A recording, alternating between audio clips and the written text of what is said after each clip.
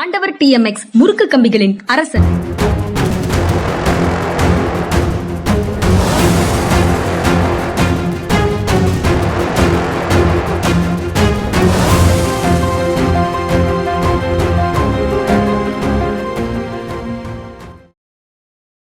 வணக்கம். இது மனிதா சார். வணக்கம் சார்.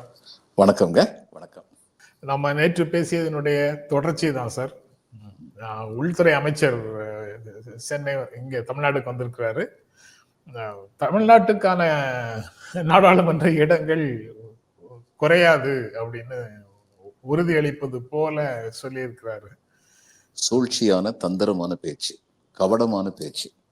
நான் கேட்கிறேன், எதுக்காக புது பார்லிமெண்ட்ல 1000 மெம்பர் உட்கார்ற மாதிரி நீங்க சீட்டை அரேஞ்ச் பண்ணிருக்கீங்க? அப்ப நிச்சயமா சீட்டை கூட்ட போறீங்க.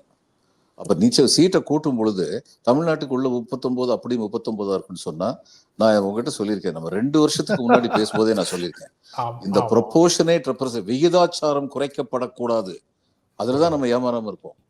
ஏன்னா திரு ஸ்டாலின் ஒரு தடவை சொன்னார், எங்களுக்குள்ள 39 40 39 + 1 குறைக்க கூடாதுன்னு சொன்னாரு.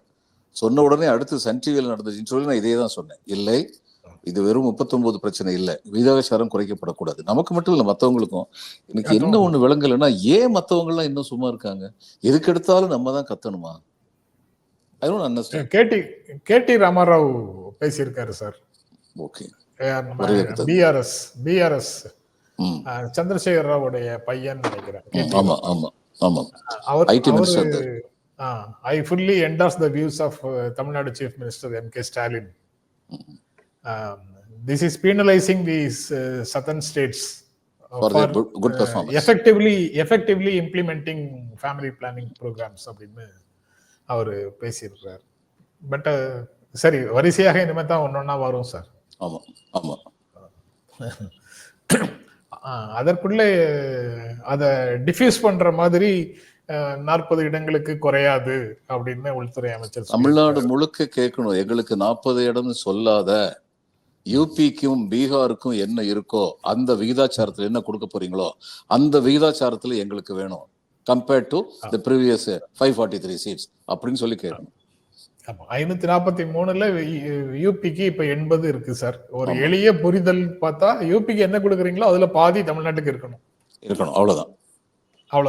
யூபிக்கு என்ன கொடுக்குறீங்களோ அதுல சிம்பிள், எளிய மக்களுக்கு எளிதாக புரியணும்னா, யூபிக்கு என்ன கொடுக்குறீங்களோ, யூபிக்கு 100 இருந்தா தமிழ்நாட்டுக்கு 50, யூபிக்கு 80 இருந்தா தமிழ்நாட்டுக்கு 40.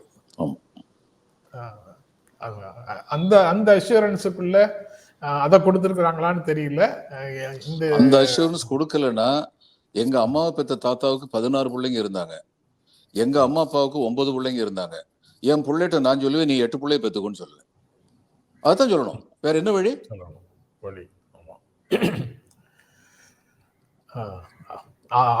அந்த பீரியட் வரும்போது மக்கள் தொகை அடிப்படையில கிடையாதுன்னு சொல்லிடுவாங்க.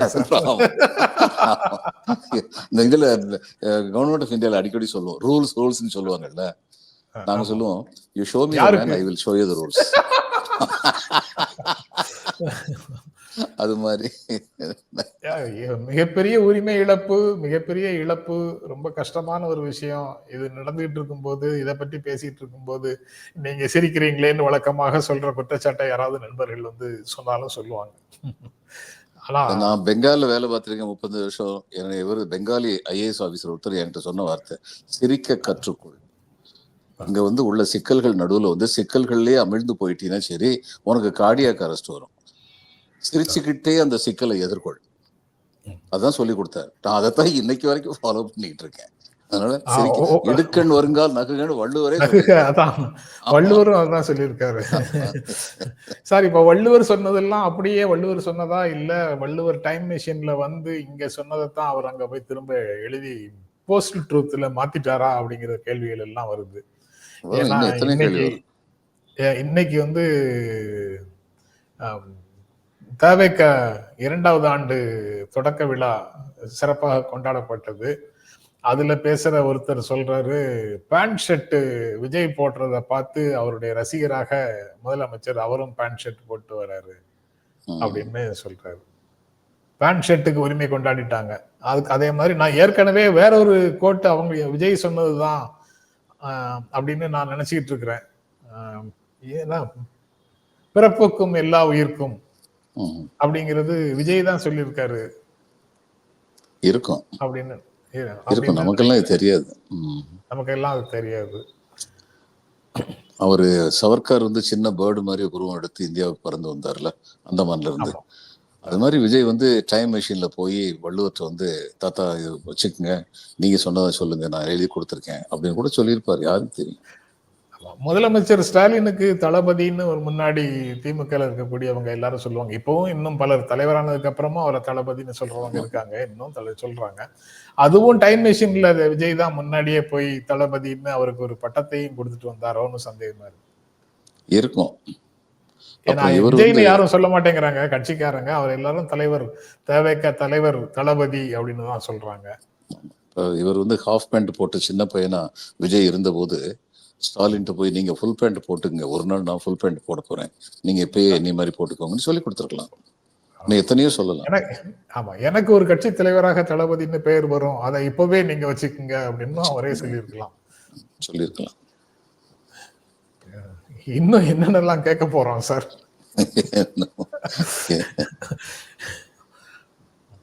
இவரு சந்திரமுகியில வந்து இவரு சொன்னதான் நமக்கு வருது. பிரபு வந்து இவர்கிட்ட சொல்லுவாரு, இந்த ரஜினிகாந்த் கொடுமை சரவணன் கொடுமை அப்படின்ற அந்த நமக்கு. 2026 தேர்தலில் தமிழக வெற்றி கழகம் வரலாறு படைக்கும் அப்படின்னு விஜய் அதுல பேசும்போது சொல்லியிருக்கிறாரு சார். விஜய் அரசியலுக்கு வர்றதோ வரலாறு படைக்கணும்னு ஆசைப்படுறதோ இது எதுவும் தவறு இல்லை. ஆனா என்னுடைய கேள்வி எல்லாம், நீங்க அரசியலுக்கு வரும் பொழுது தமிழ்நாட்டுடைய சோசியோ பொலிட்டிக்கோ எக்கனாமிக் நிதர்சனங்கள் உங்களுக்கு எந்த அளவுக்கு தெரிஞ்சிருக்கு, அதை பத்தி பேசுறது கிடையாது. இது வரைக்கும் நீங்க பேசுனது வந்து நீங்க உங்களுக்குள்ளேயே முரண்படுறீங்கன்னு தானே எங்களுக்கு காண்பிக்குது. பெரியார வந்து சொல்ற நீங்க அதே சமயத்துல வந்து பகவத்கீதை புஸ்தகத்தை வந்து இது உங்க இதை பார்க்க முடியுது. உங்க மீட்டிங்ல வந்து பகவத்கீதையும் திருக்குறளும் they are contradicted to each other கம்ப்ளீட்டா வந்து. அப்ப நீங்க எந்த கொள்கையை ஃபாலோ பண்றீங்க? நீங்க வந்து எனக்கு திராவிடம் பிடிக்கும், ஆனா திராவிடத்தின் பெயரை சொல்லி திராவிட கட்சிகள் கொள்ளையடிச்சாங்கன்னு சொல்றீங்க. அப்ப திமுக பத்தி பேசுற நீங்க ஏன் அதிமுக பத்தி மௌனம் காக்குறீங்க? இது மாதிரி நிறைய கேள்விகள் இருக்கு விஜய்கிட்ட. விஜய்க்கு வந்து என்ன பதில்? வேற ஒண்ணும் இல்ல, முதல்ல கேட்டேன், நீங்க லஞ்சத்தை எதிர்த்து கொள்ளையடிப்பதை எதிர்த்து ஒரு கட்சி ஆரம்பிக்கிறீர்கள், அது வரவேற்க தகுந்தது. உங்களுடைய ஃபர்ஸ்ட் கான்ஃபரன்ஸ்க்கான செலவுக்கு யார் பணம் கொடுத்தாங்க அதை சொல்லுங்க, அந்த கணக்கு சொல்லுங்கன்னா இன்னைக்கு வரைக்கும் பதிலே இல்லை. அது அடிமடியிலேயே கை வைக்கிற மாதிரி ஆயிடுது சார். சில கேள்விகளுக்கு நாங்க பதில் சொல்ல மாட்டோம். அது போக நாங்க வந்து பெரியார் சிலையை வந்து இன்னைக்கு பிரசாந்த் கிஷோருக்கு பரிசளிச்சிருக்கோம். எங்க தாத்தா வந்து என் ஒருத்தன் கூட மட்டும் பேர பிள்ளைங்க அவருக்கு 40-50 பேர் இருந்தோம். கான்ஃபரன்ஸ் போடுவார், போட்டு தன்னுடைய பெருமையை சொல்லுவார். ஒரு நாள் சொன்னார், பேராண்டிகளா, நான் சாதாரணமான ஆள் இல்லை, உங்க தாத்தா Abul Kalam Azad, Motilal Nehru, king George VI இவங்க எல்லாரும் எனக்கு தெரியும் அப்படின்னாரு. எல்லா பிள்ளைகளும் சும்மா இருந்தபோது ஒரு ஆர்வத்துல நான் ஒரு கேள்வி கேட்டேன், அவங்கள யாருக்காவது உங்களுக்கு தெரியுமா தாத்தான்னு கேட்டேன். ஸோ ஐ பிகேம் பெர்சனா நான் கிரேட்டா. அதிலிருந்து இவனை என் பக்கத்துல வரவிடாதுன்னு சொல்லிட்டார் தாத்தா. அது மாதிரி தான் இந்த கேள்வியும். விஜய் வந்து என்ன இந்த பாலச்சந்திரன் கேள்வி எல்லாம் பதில் சொல்லாதீங்கன்னு சொல்லி வச்சிருவாரு. அதுல பீகாரி தோனி, MS தோனி வந்து தமிழ்நாட்டுல ரொம்ப பாப்புலரா இருக்காரு. சென்னை சூப்பர் கிங் கேப்டனா இருந்தாரு. பல வெற்றிகளை உங்களுக்கு பெற்றுக் கொடுத்திருக்கிறார். அதனால தமிழ்நாட்டுல பாப்புலர். அது போல அடுத்த ஆண்டு 2026ல தவேக வெற்றி பெற்று விஜய் தலைமையில நீங்க எல்லாரும் இருக்கும் போது நான் உங்களுடைய வெற்றிக்கு நானும் ஏதேனும் பங்களிப்பு செலுத்தி இருந்தால் நான் தோனியை விட பெரிய பாப்புலர் ஆயிருவேன்னா தமிழ்நாட்டுல அப்படின்னு பிரசாந்த் கிஷோர் கேட்கிறாரு. அது இதை வந்து ஒரு ப்ரொஃபஷனலான கேள்வின்னு புரிந்து கொள்வதா, இல்ல சிறு பிள்ளை ஆர்வத்தோடு பேசுற மாதிரி புரிந்து கொள்வதா, எப்படி பாக்குறீங்க? Dhoni is essentially a player. அடிப்படையில் அவர் ஒரு விளையாட்டு வீரர். விளையாட்டின் காரணமாக அவருக்கு பணம் வருதே ஒழிய பணம் வரணுங்கிறதுக்காக விளையாட்டுல பெரிய பெரிய பிளேயர் எல்லாருமே அடிப்படையில, விராட் கோலி வந்து பணம் வரணுங்கிறதுக்காக விளையாடினார், சச்சின் டெண்டுல்கர் அப்படியே விளையாடினாரு. அதனால தோனியும் அடிப்படையில் வந்து கூல் ஹெட்டட். அவற்றை வந்து ஒரு தலைவனாகிறதுக்குரிய எல்லா தகுதியும் இருக்கு. கிரிக்கெட் டீம் கேப்டனா இருக்கும் பொழுது அந்த இதுல வந்து இன்டர்நேஷனல் கிரிக்கெட்ல வந்து ஜெயிச்சு வந்ததுக்கு அப்புறம் என்ன பண்ணாரு, கப்பை வந்து இன்னும் 2 பேர் தூக்கிட்டு வர்றாங்க. அவர் கையை வீசிட்டு நடந்து வந்தார். கிரெடிட் என்னுடைய டீமுக்கு, எனக்கு மட்டும் இல்லைன்னு சொல்லாம சொன்னார். அப்படிப்பட்ட மனிதர். சரி, இவர் வந்து அடிப்படையில் ஒரு வியாபாரி பிரசாந்த் கிஷோர். என்னுடைய my my talent is for sales அப்படிங்கிறவர். எந்த கொள்கையின் அடிப்படையில் இவர் யாருக்கும் போய் நிற்கல. இவர் வந்து இவருக்கும் நின்றுருக்காரு, மோதிக்கும் நின்றுருக்காரு. இந்த பக்கம் வந்து டிஎம்கே முதல்ல ஏடிஎம் கூட பேசினாரு. சரி, நம்ம பாஷையில சொல்றோம்னா படியலை, பேரம் படியலை, அதனால டிஎம்கே பக்கம் போனாரு. இதுதான் உண்மை. இது அவர் இல்லைன்னு சொல்லுவாரா? அதனால இந்த மாதிரி ஆட்கள் வந்து தோனியோட கம்பேர், அந்த பீகார்காரங்க என்னங்க தோனிக்கு ஈக்குவலண்ட் ஆயிடுவாரா? உடனே ஆசை வந்துருமா? உயர உயர பறந்தாலும் ஒரு குருவி பருந்தாகாதுன்னு தான் எனக்கு வருது. அது டிஎஸ் பாலையா சொல்லுவாரு சார். இது நான் இப்ப விஜய் மாதிரி அதுவும் சொல்றேன்னு நினைச்சிடாதீங்க. அது பழமொழியாக ரொம்ப காலம் இருக்கு. ஆனா பாமா ருக்மிணி, சாரி, பாமா விஜயத்துல டிஎஸ் பாலையா சொல்லுவாருன்னு நினைக்கிறேன். அந்த பேர குழந்தைகளை வச்சுட்டு அவரு பாடம் சொல்லி கொடுக்குற மாதிரி ஏதாவது சொல்லி கொடுத்துக்கிட்டே இருப்பாரு. வரவு 8 செலவு 10 அந்த மாதிரி விஷயங்கள். ஆமா, அந்த மாதிரி அந்த சமயத்துல ஒரு இடத்துல எது சொல்லுவாரு.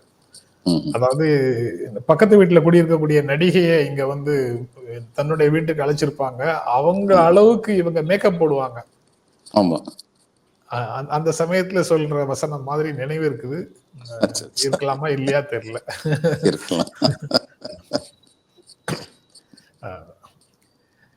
2026 ஆட்சி. இந்த ஜன்சுராஜ் இன்னைக்கு வந்து கலந்து, ஜன்சுராஜோட தலைவர் வந்து இன்னைக்கு அந்த இதுல கலந்துருக்கிறாருன்னா எனக்கு தோன்றியது ஒண்ணுதான் சார்.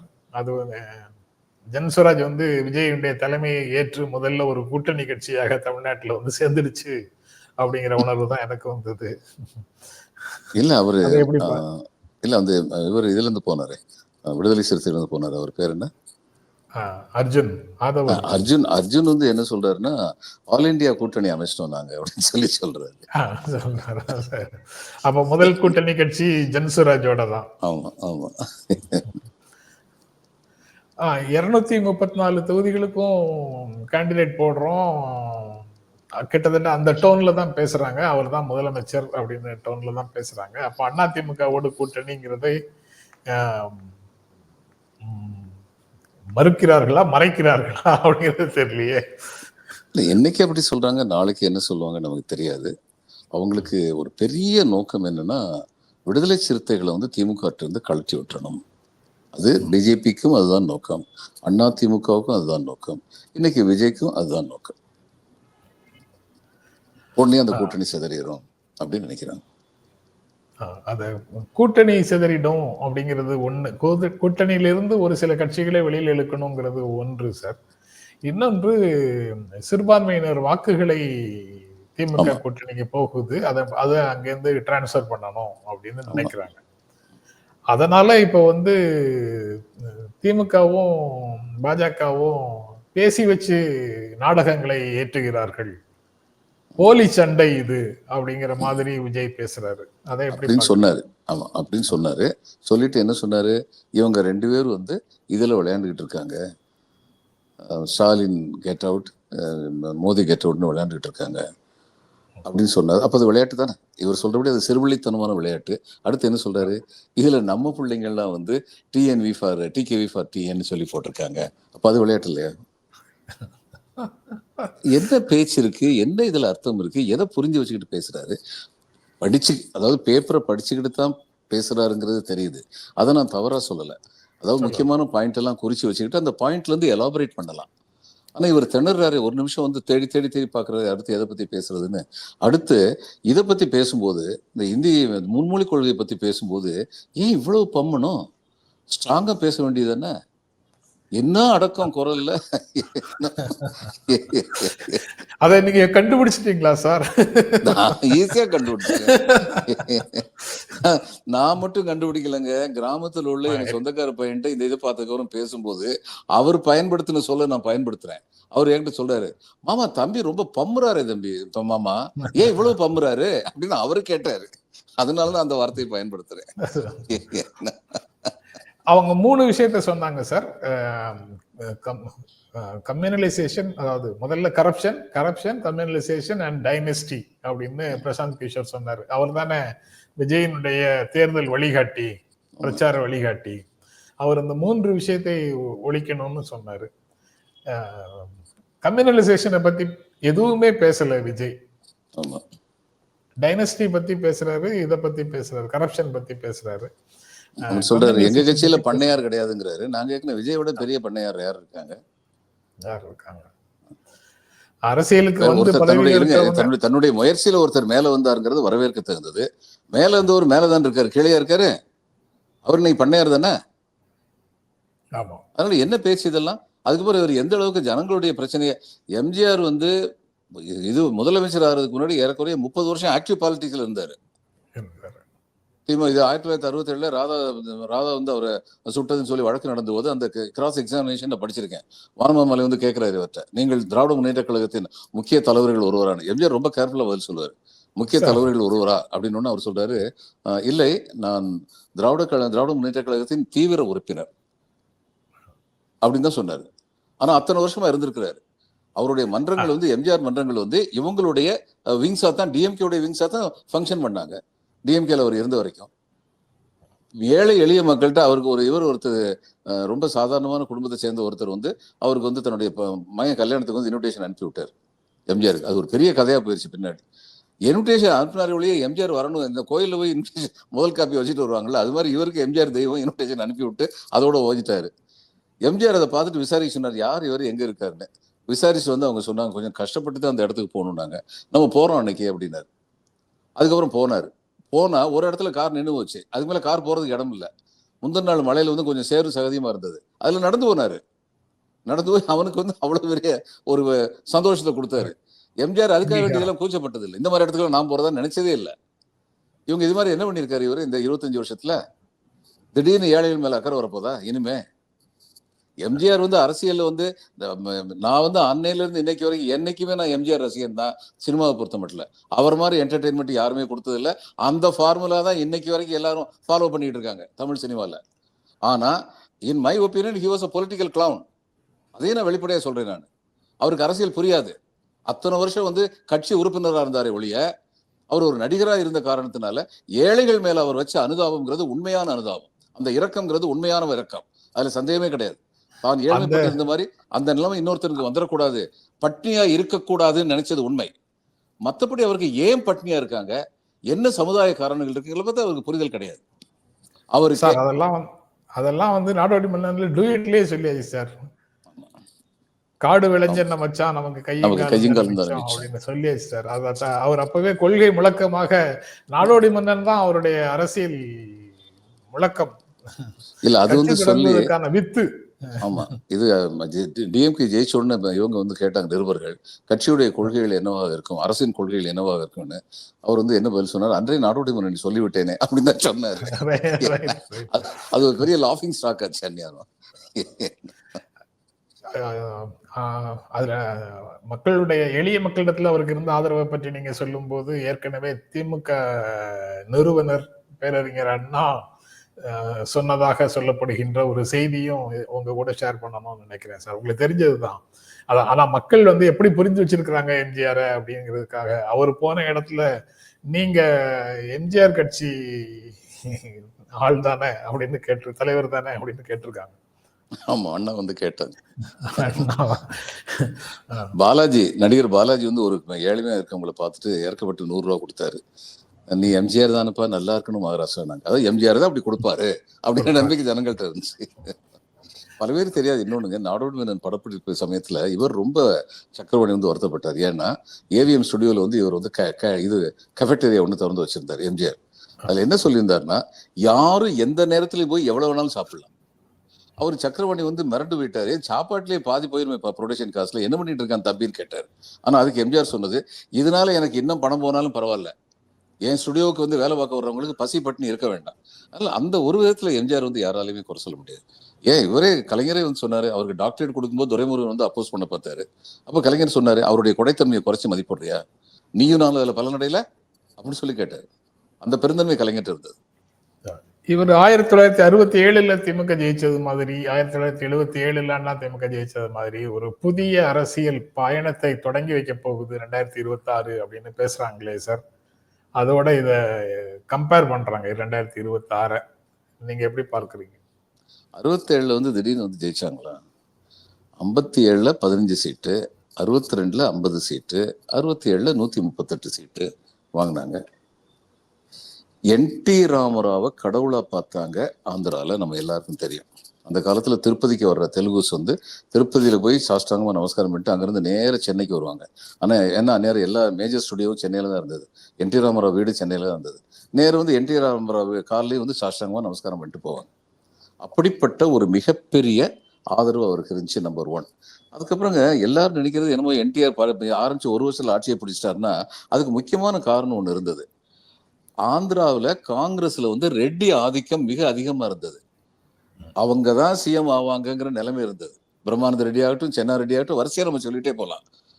அப்போ கம்மா ஆளுங்க வந்து இவருடைய கம்யூனிட்டி சேர்ந்தவங்க வந்து பெரிய நிலச்சி வந்தாரா, பெரிய பணக்காரங்களா இருந்தாங்க. அவங்களாம் வேற வழி இல்லாம காங்கிரஸ்ல இருந்தாங்க, பொழப்பு நடத்தணுமேங்கிறதுக்காக. இவர் வந்தவுடனே அப்படியே அவங்க அத்தனை பேர் இவர் பக்கம் வந்துட்டாங்க.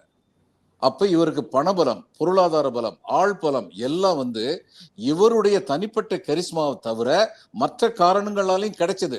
இது முக்கியமான காரணம். இப்ப விஜய்க்கு அப்படி என்ன கரிஸ்மா இருக்கு, என்ன காரணத்துல எல்லாரும் வரப்போறாங்க அப்படிங்கிறத எல்லாரும் பார்க்கணும். எனக்கு தெரியல என்ன இருக்க போகுது. அப்ப இது அண்ணாவும் இல்ல, 67 வெற்றி பெற்ற அண்ணாவும் இல்ல, 77 வெற்றி பெற்ற எம்ஜிஆர் இல்ல, 80 வெற்றி பெற்ற என்டிஆரும் இல்ல. அதனால இவர் ஜெயிச்சார்னா நிச்சயமா வரலாறு படைப்பார். வாழ்த்துக்கள். வரலாறு படைக்கட்டும். ஜெயிச்சா வரலாறு படைப்பார்னு சொல்லிட்டீங்க. ஆனா அது தமிழகத்துக்கு வந்து ஒரு சாபக்கேடு. தன்னளவுல வந்து பொருளாதார சமுதாய புரிதல் இல்லாம இருக்கிறவங்க இந்த நாட்டுக்கு முதலமைச்சரா வந்தா அது தமிழ்நாட்டுக்கு ஒரு சாபக்கேடு. எம்ஜிஆருடைய ஃபர்ஸ்ட் 2 இயர்ஸ் வந்து டிசாஸ்டர்ஸ். ஏன்னா அவருக்கு அரசியல் தெரியாது, ஒண்ணும் தெரியாது. அவருக்கு வந்து ஏழ்மை தெரியும். அதனால ஒருத்தர் அவர்கிட்ட சொல்லி கொடுத்தாரு, ஏங்க வறுமை காரணமா அந்த இன்கம் பிராக்கெட் பேசிஸ்ல தானுங்க நம்ம எல்லாருக்குமே ஸ்காலர்ஷிப் கொடுக்கணும். ஆமா சரிதானே, வேலை கொடுக்கறது அப்படித்தானே கொடுக்கணும். ஆர்டர் போட்டார்ல, இன்கம் பேஸ்ல இனிமே வந்து கிரைட்டீரியா ஃபார் கிவிங் ஸ்காலர்ஷிப் ஸ்கூல்ல எல்லாம் காலேஜ்ல எல்லாம் இன்கம் பேஸ்னு சொல்லி போனார். என்னாச்சு, 79ல 2 சீட்டு மட்டும் கிடைச்சது பார்லிமெண்ட் எலெக்ஷன்ல. எல்லாம் தோத்து போயிட்டார். உடனே உஷாராயிட்டார். அவர் உஷாரான என்ன பண்ணுவாரு, அது வரைக்கும் 50% இருந்ததை 69% ஆகிட்டார் ரிசர்வேஷன். நீங்க வந்து தமிழ்நாட்டுக்கு சாபக்கேடுன்னு சொன்னீங்க. பிரசாந்த் கிஷோர் தமிழகத்தின் புதிய நம்பிக்கை, நியூ ஹோப் அப்படின்னு சொல்றாரு விஜய. இவர் முதல்ல பீகார்ல ஒரு புதிய நம்பிக்கை ஏதாவது பண்ணட்டுங்க. அங்க ஒரு கட்சி ஆரம்பிச்சு உட்காந்துக்கிட்டு இருக்காரு. அங்க ஏதாவது பண்ணிட்டு வரட்டும். இந்த பேச்செல்லாம் வந்து இந்த காதுல வாங்கி அந்த காதுல போயிட வேண்டியதுதான். இடைத்தேர்தல் எல்லாம் போட்டிட்டார் சார். ஆமா, போட்டிட்டா டெபாசிட் வாங்கல. டெபாசிட் வாங்கல, அது வேற. அது ஜோதிடக்காரர்களுக்கு எல்லாம் சொல்லுவாங்க சார். மற்றவங்களுக்கு தான் நீங்க சொல்ல முடியும், உங்களுக்கு பாத்தீங்கன்னா தோத்து போகும் அப்படின்னு. அவங்க இந்த ஐஏஎஸ் ஐபிஎஸ் படிப்புக்கெல்லாம் வந்து டாப்பரா, யூனிவர்சிட்டியில டாப்பரா இருக்கவங்க கிரேட் ஃபெயிலியர் ஆயிடுவாங்க. எல்லாரும் இல்லை, சில பேர் கிரேட் ஃபெயிலியர் ஆகும். ஏன்னா அவங்களுக்கு ப்ராக்டிக்கல் விஸ்டமே கிடையாது. எங்களுடைய இன்டர்வியூல திரும்ப திரும்ப எங்களை வந்து சுத்தி வளர்ச்சி அவங்க கேட்குற கேள்வியெல்லாம் இவனுடைய ப்ராக்டிக்கல் விஸ்டம் என்ன அப்படிங்கிறத பார்க்கறது. நான் பார்த்துருக்கேன். இதுல வந்து யூனிவர்சிட்டியில வந்து டாப் ரேங்க்ல இருந்தவங்க இன்டர்வியூல வந்து ரொம்ப அவங்க ரிட்டன் எக்ஸாமினேஷன் எல்லாம் பாஸ் பண்ணுவாங்க. இன்டர்வியூல வந்து அவங்களுக்கு வந்து மார்க் வராது. காரணம், இன்டர்வியூல கேட்குற கேள்வி வேற கேள்வி. எந்த அளவுக்கு சமுதாயத்தை பத்தி புரிஞ்சு வச்சிருக்கீங்க, நாட்டை பத்தி புரிஞ்சு வச்சிருக்கீங்க, எது நம்ம எக்ஸ்டர்னல் அஃபேர்ஸ் பாலிசி, ஏன் அந்த பாலிசி, எதுக்காக வேண்டி நம்ம வந்து சில சமயம் ரஷ்யாவை தேடுறோம், சில சமயம் அமெரிக்காவை தேடுறோம். இந்த மாதிரியான கேள்விகள் வந்துதான் ஒருத்தர் எந்த அளவுக்கு வந்து நம்முடைய நாட்டை புரிஞ்சு வச்சிருக்கிறாங்கிறத வெளியில கொண்டு வரும். இப்ப இவர் வந்து பிரசாந்த் கிஷோர் வந்து ஒரு பெரிய அனாலிஸ்ட். இவரோட தான் இந்த இதுல என்டிடிவில இருந்தாரு பிரணாய் ராய். அவரோட பெரிய அனாலிஸ்ட் பிரணாய் ராய் வந்து. ஆனா அவருக்கு தெரியும் பாலிடிக்ஸ் நுழைய முடியாதுன்னு.